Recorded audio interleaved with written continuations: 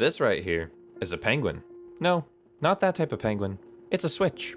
Now I'm a proud member of Linear Gang, but for some reason, you rascals kept asking me to review this switch. So, here you go.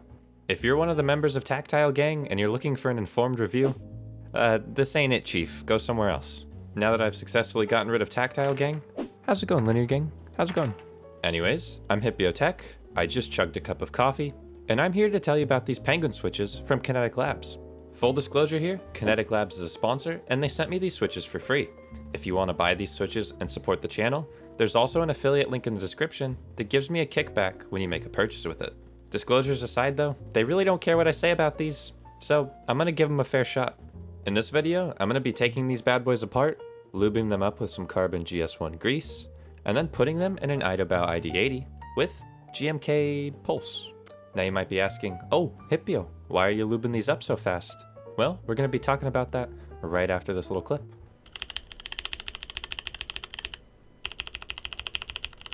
So the fact of the matter is, these switches were made to be lubed. They come without any factory lube on it, and the only way to make them good is by putting some on yourself. The reason for this is they wanted you to lube them themselves, and these are a very distinct mid-bump tactile, which means that you're gonna have return issues if you don't lube them up. After you take all the switches apart, it reveals what makes these switches special. These switches are manufactured by JWK and are pretty similar to Cherry Ergo clears. This means that they have a little bit of pre-travel, a nice mid-bump, and then a little bit of post-travel before the bottom out. They come in two variants with a 63.5 gram spring and 67 gram spring.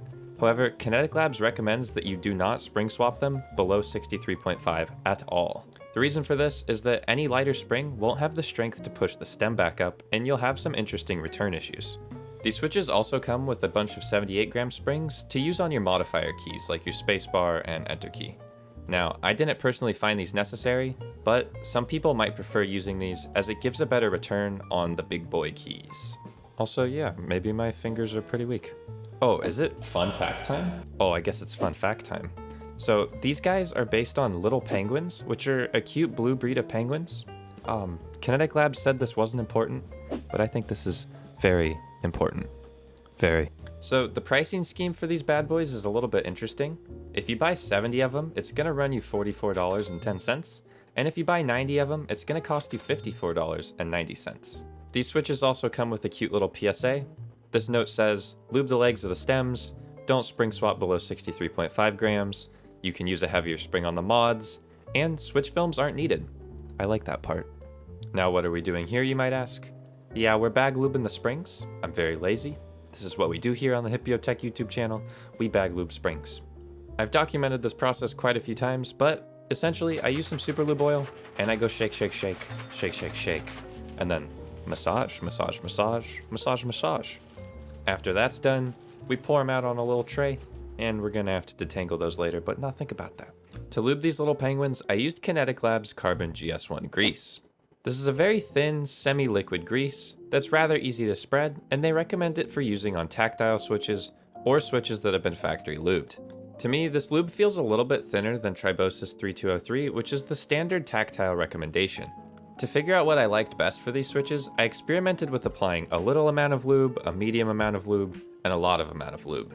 I found that the more lube you used, especially on the legs, mellowed out the tactility and made it an overall smoother feel. In my personal preference, I preferred adding more lube rather than less lube, but I recommend experimenting with a couple switches when you do this yourself.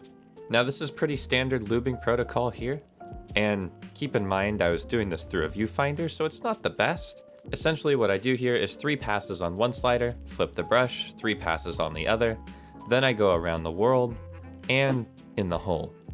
In the hole part isn't very necessary, but you know, it's fun. After that, the bottom housing is done, so we simply just grab a spring, and we can detangle these if they got too tangled from bag lubing, but this one was fine.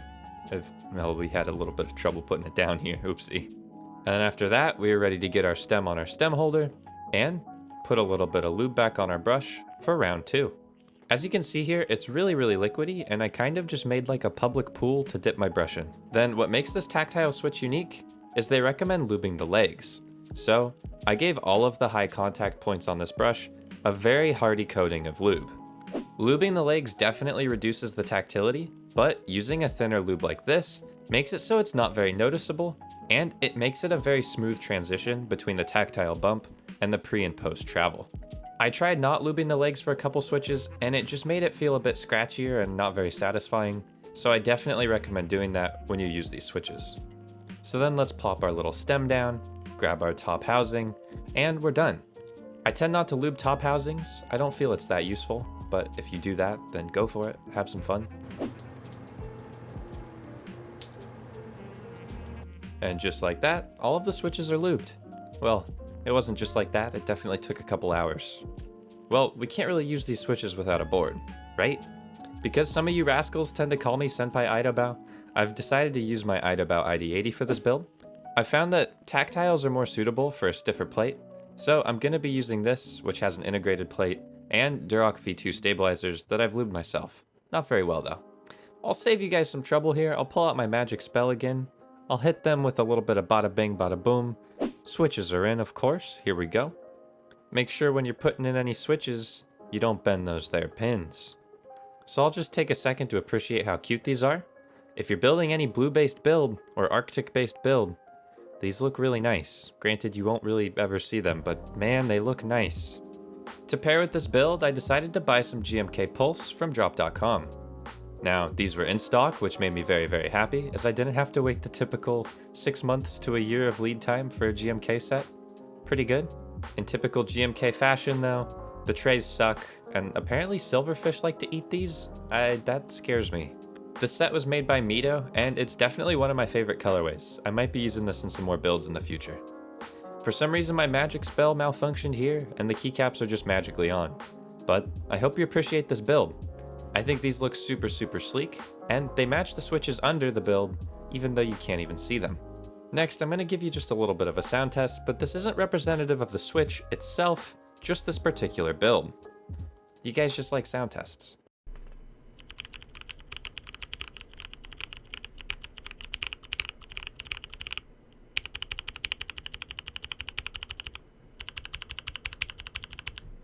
So this wouldn't be much of a Switch review without my thoughts, and keep in mind these are pretty subjective thoughts.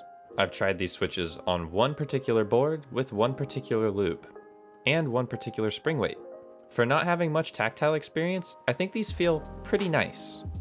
I found that if you type really lightly, the bump is significantly more prominent. I've become a bit of a heavier typist, but I still prefer lighter switches, which is a bit of an enigma here. As far as the tactile bump goes, the best way it can be described is sharp, and I think I definitely like a switch with a little bit of pre-travel and post-travel, as it really makes the tactile bump feel like it's serving a purpose. So the answer to will these become my new daily driver is no. I use these switches on and off for a solid 2 or 3 weeks. They felt really satisfying to type on, but anytime I was doing a task like gaming, I felt like the bump ended up just being more distracting than helpful. Most of this is just my gripes with tactile switches as a whole, so if you're looking for a nice sharp tactile bump, these might be it. I'm gonna leave you guys with a sound test. Remember, if you like this video, give it a like, hit subscribe, and do a typing test of your own in the comments to let me know what you thought of this video. Also, please watch the whole sound test to support my YouTube algorithm overlords, otherwise they won't let me eat. If you thought this video was helpful, please consider hitting that join button down below. For as low as $4.99 a month, this will give you access to exclusive perks, and if you join the Hipyo's Chosen tier, you'll get a special thank you. Like, thank you Zach, Cody J, Platy Plat, and Aquarius.